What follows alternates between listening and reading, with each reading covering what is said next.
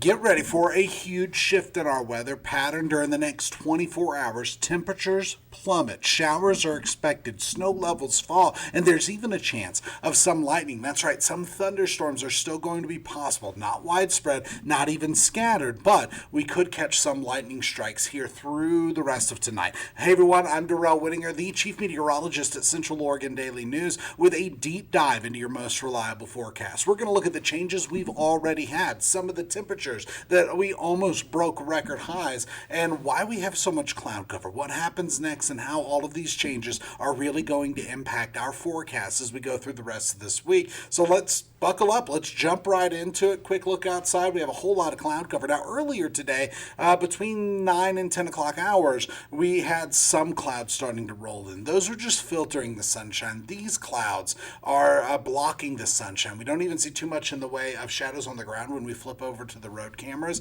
but we already have the heat content across the high desert, and so temperatures are holding pretty warm through the next couple of hours, and by this evening they gradually start to fall. But as of right now, there's no rain in sight. And when we go ahead and look at those Oregon ODOT traffic cameras, we do see a few little thin shadows on the ground, but for the most part just dry roads out there. And satellite and radar does not show much at all in the way of precipitation until you get further off to the east, closer to Baker City. So when we dive in and take a closer look across Central Oregon, it's just this cloud cover. When we work our way to the east, there was a cell that when it was right around Burns, it produced a little bit of thunderstorm activity, some lightning strikes just to the east of Burns. But outside of that, we haven't seen too much in the way of precipitation, not just across the high desert, but the entire state. And what we're looking at right now is a blend of visible and infrared satellite imagery,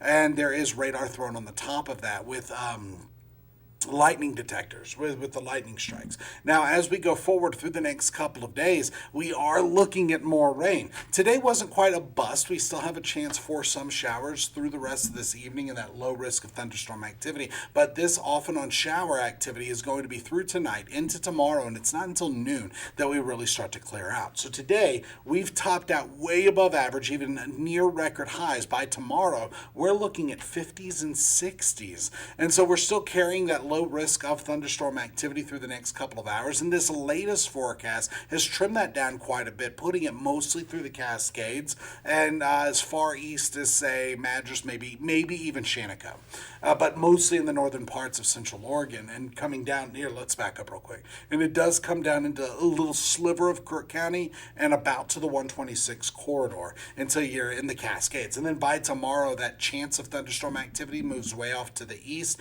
and there's even a marginal and slight risk of severe weather, but that's mostly through the Rockies, way out of our neck of the woods. Now, this is our enhanced satellite imagery, and the lines on there are pressure. There are a few blips in here where we were missing a little bit of data, but what we are seeing right now is across the entire Pacific Northwest, we're very under the influence of this next low pressure, and that has that cold front that's going to be moving through Central Oregon tonight. And when it comes to water vapor imagery, there is a plume of moisture that's working its way in from just off the California and Baja coastlines into Central Oregon. And it's all on the eastern periphery of this broad ridge of high pressure that's out over the Pacific Ocean. Now, we are looking at this chance of some showers through the overnight hours, but this latest high-resolution forecast model actually shows the development of a few thunderstorm cells. So we're going to pause. We're going to open this graphic up so we can take it very little steps. So here through the next few hours by 7 o'clock, some showers in the Cascades, light showers. Then after sunset, this is showing some of that latent heat and available moisture work together to create an environment that's conducive for thunderstorm activity, mostly on the eastern slopes of the Cascades. So this isn't going to be widespread thunderstorms, mostly just in the highest elevations, but definitely impacting northern Deschutes County through Jefferson County and a good portion of the Confederated Tribes of Warm Springs Reservation going into Wasco County. Now, the chance of thunderstorms is mostly just on our side of the Cascades, and then by the time we get to the early morning hours, our cold front catches up with us. We're looking at showers and maybe getting some of those cells producing a little bit of lightning during the early morning hours. So let's go ahead and back that up. to about 10 p.m. when we start to have some of those cells developing that could produce some lightning. That line continues through the early morning hours. Now, we're not looking at anything severe. We're not even expecting any of these cells to produce abundant lightning strikes, but some of them could become thunderstorms, basically producing lightning.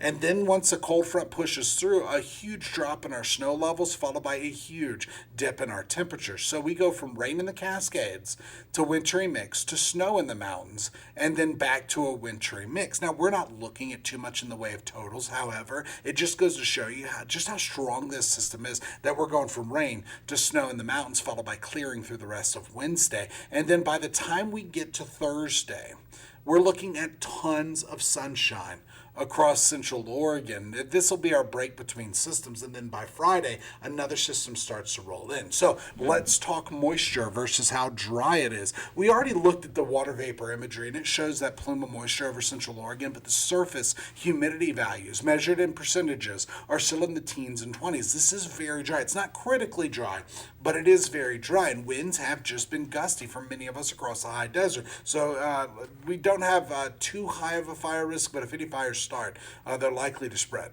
rapidly.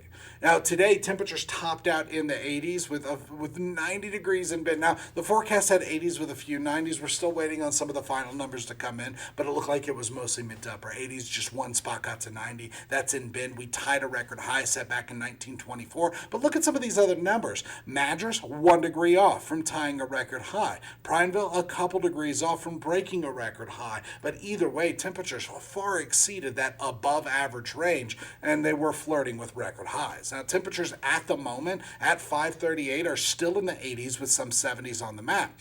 Now, temperatures are running between 1 and 9 degrees warmer than 24 hours ago. Earlier, when we had more direct sunshine, they were actually running between 5 and 13 degrees warmer than 24 hours ago. But tonight, we keep a hold of that warmth just a little bit longer until that front pushes through. Once the front pushes through, our high pressure slides to the east, so does that warmer air mass. We're going from 80s with a few 90s to 60s with some 50s for highs tomorrow. So this represents a huge drop in temperatures, and we're looking at showers coming along with that. A little bit of mountain snow, and that cooler air mass stays with us. We're talking 60s with some 50s Wednesday for highs. By Thursday, 70s with some 60s. So notice, temperatures rebound a little bit, then that next cold front fizzles out as it rolls in. The cooler air mass rolls in, the little bit of moisture content rolls in, and by Friday we have more clouds, and our next chance of rain holds off until Saturday. So between now and Friday at 11 p.m., roller coaster temperatures are expected after a huge drop in temperatures,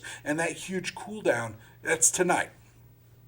When it comes to precipitation, a little bit of mountain snow and showers for parts of the high desert, but from this vantage point, it looks like some parts of the high desert don't even get wet. We'll look at that a little bit closer in a few minutes.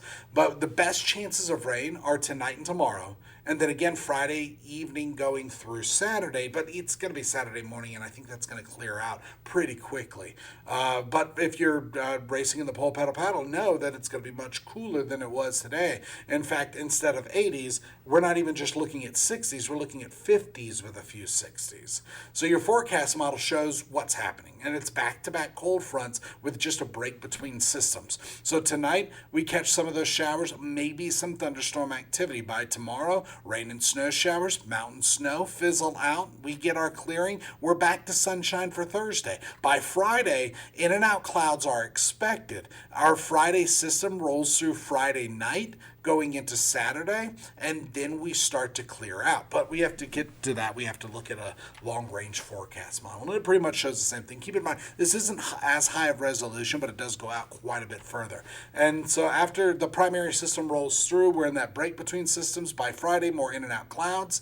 By Saturday, some light, some sprinkles, and then light showers, and then we get back to in and out cover through Sunday. And by Monday and Tuesday, tons of sunshine, and our next warming trend really takes shape. So ultimately, ups and downs in temperatures are expected. This is what spring is supposed to do. And we're going from the heat to a typical springtime pattern with 50s, 60s, and 70s all expected, and just ups and downs in temperatures. And ultimately, we are looking at some showers between now and Friday at 11 p.m. with a little bit of mountain snow. Fast forward past that, go all the way to just before this time next week, through next Monday, and we're looking at a little bit more mountain snow and more showers expected. So this is definitely some good news because we could use all the precipitation that we can get. And the couple down points that we're looking at is through the day on Saturday during Pull Pedal Paddle. Looks like some of us could be facing some sprinkles, and you might want to pack that jacket even if you're doing a run because it's just going to be cool. It all depends on what time your start time is. Meanwhile, right now, gusts are pretty high. Gusts are between 20 and 33 miles per hour in some of the highest elevations. Actual wind speeds, more like 10 to 20 miles per hour, some places just 5 to 15 miles per hour. And as we go forward through the next couple of hours, winds are getting breezy, then they taper off. By tomorrow, gusty at times, definitely breezy conditions. Some of those gusts could be as high as 40 miles per hour. And then by Thursday, just breezy at times. So for tonight, we're expecting 40s with some 30s. By tomorrow, we're talking 60s with a few 50s on the map, and here is that 7-day planner. It's going to be gusty through the day tomorrow. This is when the big drop in temperatures, going from 80s with a few 90s to 60s and some 50s. Then we rebound on Thursday. Our next system is Friday and Saturday. That brings another cool down. And then by Sunday, Monday, and Tuesday, we rebound. Temperatures start to warm back through the 70s. So ultimately, our weather headlines include, for this Tuesday, May the 12th, include near record highs today. Big cooling and showers tonight and Wednesday. And it's going to be gusty with some light mountain snow possible. And as of right now, we still have no precipitation in sight. That is the latest in weather. Join us tonight on Central Oregon Daily News. Well, the latest headlines and your most reliable forecast. We'll see you then.